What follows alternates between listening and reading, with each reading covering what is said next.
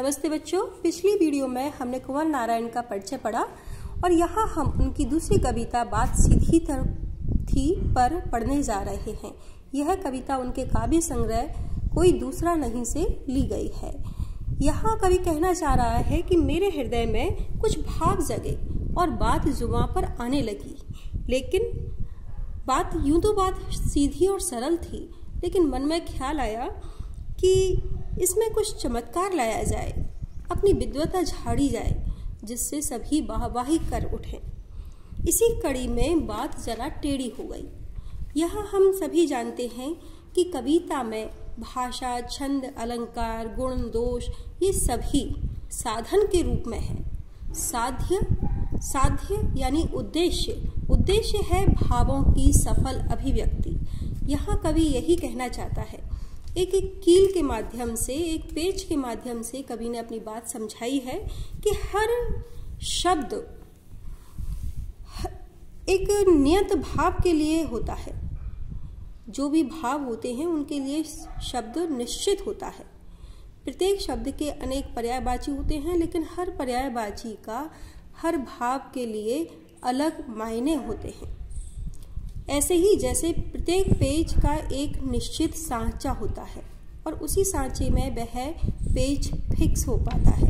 तो यहाँ हम पढ़ते हैं बात सीधी थी पर एक बार भाषा के चक्कर में जरा टेढ़ी फंस गई। यहाँ कवि कह रहे हैं कि मेरे हृदय में जो बात आई थी वह सीधी और सरल थी, लेकिन अपनी विद्वता झाड़ने के लिए, अपनी चमत्कार प्रियता के कारण वह भाषा के चक्कर में जरा टेढ़ी फंस गई।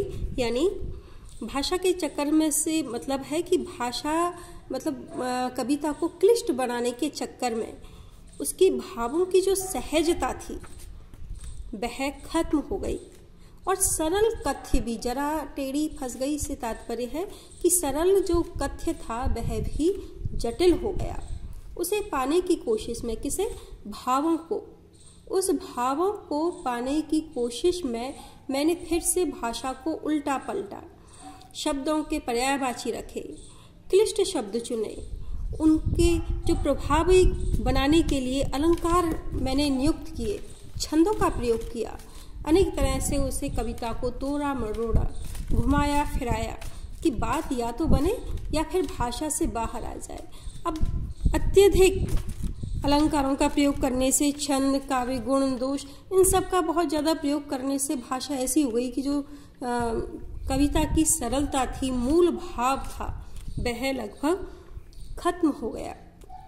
मैं चाहता था कि कविता इन सब से दूर हो जाए, लेकिन भाषा के साथ साथ बात और भी पेचीदा होती चली गई। मैंने क्लिष्ट भाषा का प्रयोग किया तो बात भी क्लिष्ट होती चली गई, बात भी कठिन होती चली गई और उसमें बनावटीपन आता गया। सारी मुश्किल को धैर्य से समझे बिना मैं पेज को खोलने के बजाय उसे बेतरह कसता चला जा रहा था। सारी मुश्किल को धैर्य से समझे बिना, यहाँ तात्पर्य है कि समस्या को ध्यान से समझे बिना उसका हल ढूंढने के बजाय मैं और भी ज़्यादा उस पेज को खोलने के बजाय उसे बेतरह कसता चला गया। यहाँ बेतरह कसता चला गया से तात्पर्य है कि और ज़्यादा उलझने बढ़ाता चला गया, शब्द जाल में उसे फंसाता चला गया। क्योंकि इस करतब पर मुझे साफ सुनाई दे रही थी तमाशबीनों की शाबाशी और वाहवाह। इस करतब पर, अब देखिए यहाँ पे ये एक शब्द प्रयोग किया गया है, उर्दू शब्द है करतब। तो यहाँ देखिए इस कलाबाजी पर, अब साहित्य में कलाबाजी नहीं होती है, लेकिन कुछ कवि शब्द चातुर्य के कारण इस तरह की हरकत करते हैं।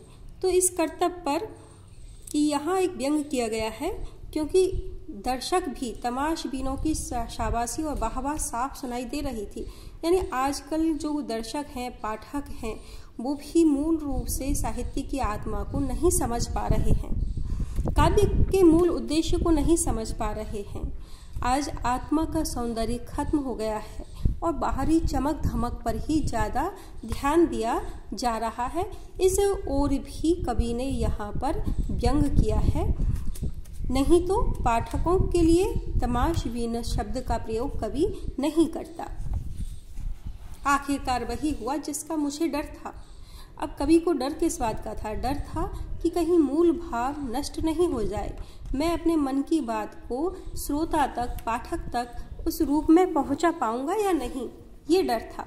तो वही हुआ जिसका डर था। जोर जबरदस्ती से बात की चूड़ी मर गई। यहाँ हम पहले बात कर चुके हैं, जैसे हर पेज के लिए एक निश्चित सांचा होता है, उसी तरह से हर भाव के लिए, हर विचार के लिए निश्चित शब्द होते हैं। उस भाव की सटीक और सजीव अभिव्यक्ति तभी हो सकती है जब उचित शब्द का प्रयोग किया जाए। तो यहाँ पर बात की चूड़ी मर गई और वह भाषा में बेकार घूमने लगी, यानी जो मूल कथ्य था वह खत्म हो गया और भाषा के चक्कर में ही व्यर्थ ही वह घूमता रहा। चूड़ी मर जाना यानी कथ्य का समाप्त हो जाना, कथ्य का जो मूल भाव है उसका समाप्त हो जाना।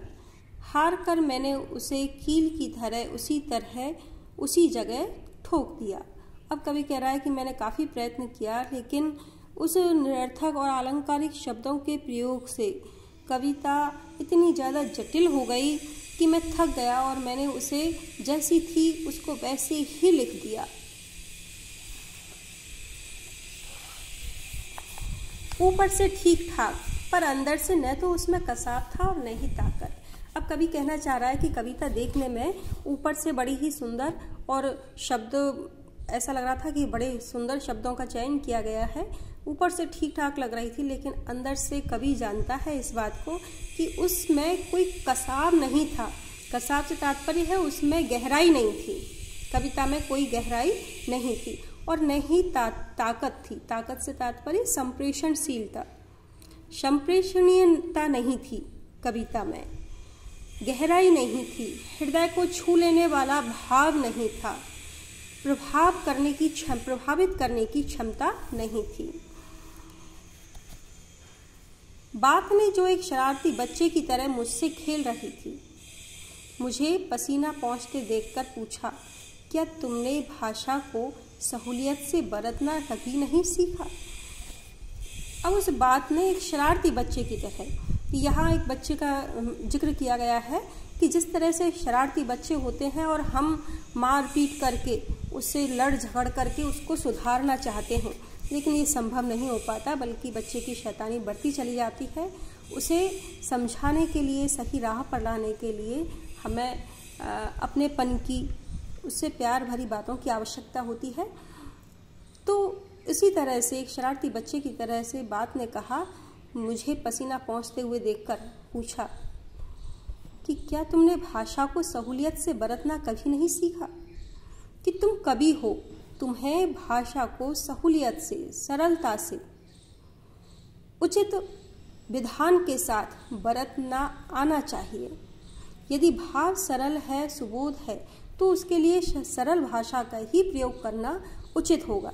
तो यहाँ कवि कह रहा है कि उसके बाद भाषा ने एक व्यंग किया कि तुम कवि लोग भावों को इतना जटिल क्यों बना देते हो, सरल बात को सरल भाषा में अभिव्यक्त क्यों नहीं करते हो।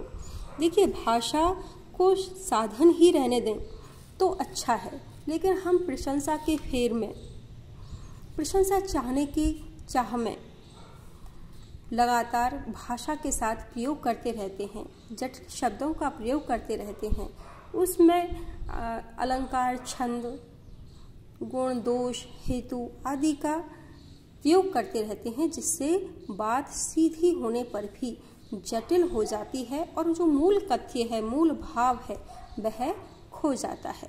तो यहाँ पर साहित्यिक खड़ी बोली हिंदी का प्रयोग किया गया है।